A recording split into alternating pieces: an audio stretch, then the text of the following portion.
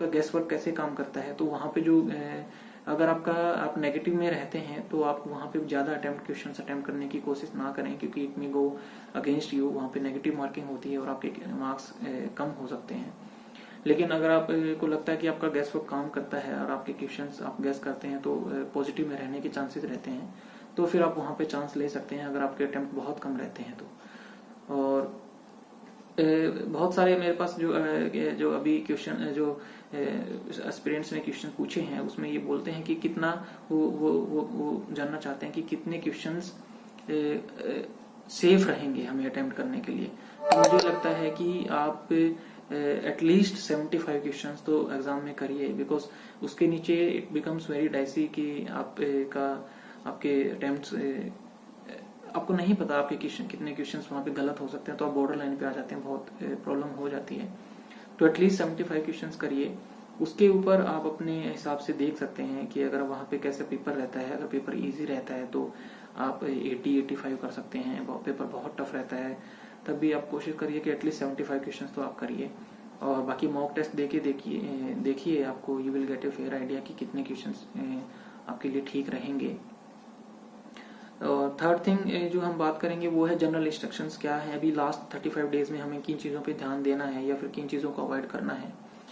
तो फ्रेंड्स इस पीरियड में आपको लास्ट 35 डेज में जो सबसे पहले काम करना है वो ये है कि आपको अपने मेंटल स्ट्रेंथ को बना के रखना है। ये बहुत प्रेशर का टाइम होता है, आपके ऊपर बहुत इमेंस प्रेशर होता है। देयर इज इतना वास्ट सिलेबस रहता है यूपीएससी का, और जैसे जैसे एग्जाम नजदीक आता है नर्वसनेस इंक्रीज होती है और आपका मोरल डाउन होता है। बहुत बार कॉन्फिडेंस लो हो जाता है कि मेरे से नहीं होगा इस टाइम पे, या मेरा करंट अफेयर्स तो अभी बहुत सारा बाकी है, या मेरा रिवीजन नहीं हुआ है अभी तक, इस तरह के थॉट्स आते हैं।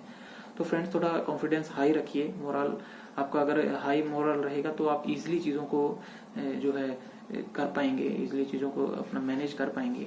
तो फर्स्ट थिंग इज आप ये मन में कॉन्फिडेंस रखिए कि आप अभी देयर इज स्टिल टाइम, अभी भी 1 महीना है हमारे पास, और अगर आप सीरियसली तैयारी कर रहे हैं तो आप 1 महीने में बहुत कुछ कर सकते हैं, अभी हमारे पास टाइम है।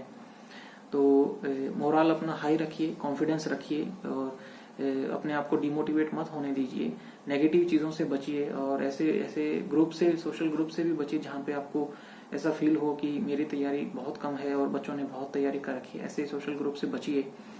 अपने आप पे फोकस करिए, खुद की स्ट्रेटजी बनाइए और अपने सिलेबस को ध्यान में रखिए कि how much I have completed, how much is left, तो मैं इसको कैसे कंप्लीट करूं, उस चीज पे ज्यादा ध्यान दीजिए।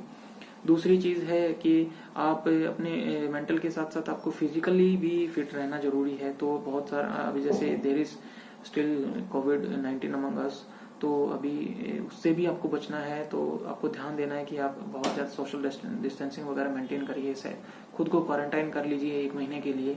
इससे क्या होगा कि आप अपने में फोकस भी कर पाएंगे, अपनी तैयारी भी कर पाएंगे और आप अपने आप को कोरोना से भी बचा पाएंगे।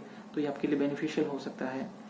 और पूरी नींद लीजिए, adequate sleep is very important आपकी for your physical and mental health. पूरा अच्छे से और अच्छा अपना खाना पीना खाइए।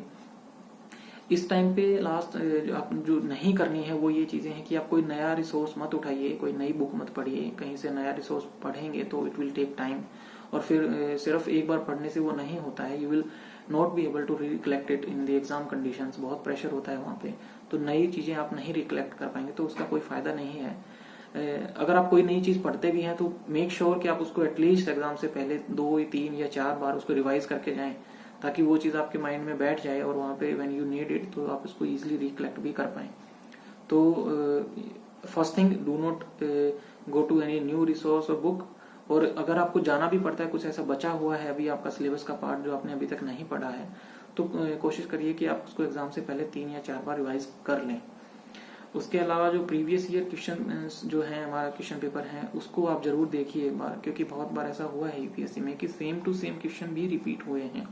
तो आप उनको एक बार देख लीजिए। इससे 2 फायदे होंगे। अगर वहां से डायरेक्ट कोई क्वेश्चन फिर से रिपीट होता है तो आप उसको कर सकते हैं, इजिली कर लेंगे वहां पे।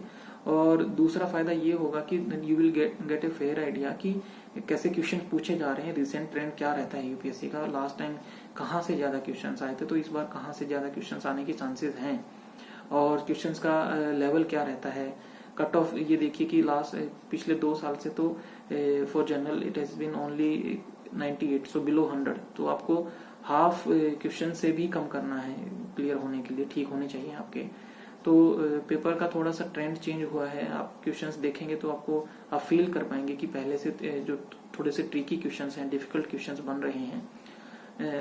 But again there is always uncertainty in the UPSC, you will never know कि इस बार क्या होने वाला है, क्या पेपर इजी रहेगा, डिफिकल्ट रहेगा। तो वो आप सिर्फ एग्जाम कंडीशंस में जाकर ही आपको पता लगेगा कि कैसा पेपर है। और फ्रेंड्स, एक जो लास्ट चीज है मैं आपसे शेयर करना चाहता हूँ कि बहुत अभी आप सब्जेक्ट वाइज पेपर आप मॉक टेस्ट कर रहे होंगे। So now stop doing the subject wise test papers, now start doing the full length test, क्योंकि अभी ये टाइम नहीं है कि आप सब्जेक्ट वाइज करें। तो अभी आप फुल लेंथ टेस्ट दे के देखिए, at least 10 to 15 full length test जरूर दीजिए एग्जाम में जाने से पहले। और आप दूसरी चीज मैं आपको एडवाइस करूंगा कि आप लास्ट के 1 वीक और 10 डेज पहले, एग्जाम से 7 या 10 दिन पहले तक आप अपने टेस्ट देना बंद कर दीजिए। उस 7 या 10 दिन में आप सिर्फ रिवीजन करिए, अपने रिसोर्स को बार बार रिवाइज करेंगे तो वो चीजें आपके माइंड में बैठ जाएंगी। और आपको एक मेंटली आपको थोड़ा सा रेस्ट भी चाहिए एग्जाम मतलब टेस्ट देने से, ताकि आप फुल्ली प्रिपेयर हो पाए उस एग्जाम रियल में जो एग्जाम होगा आपका उसके लिए। तो ये सारी चीजें थी फ्रेंड्स आज जो मैंने आपके साथ शेयर करी, अपना एक्सपीरियंस शेयर करा। तो आई होप कि ये चीजें आपको हेल्प करेंगी एग्जाम में। और इसी के साथ मैं आप सब लोगों को I wish best of luck to you and all the best, कि आपके एग्जाम में आपका लक आपका साथ दे और चीजें आपके अनुकूल रहें, ताकि you will be able to clear it.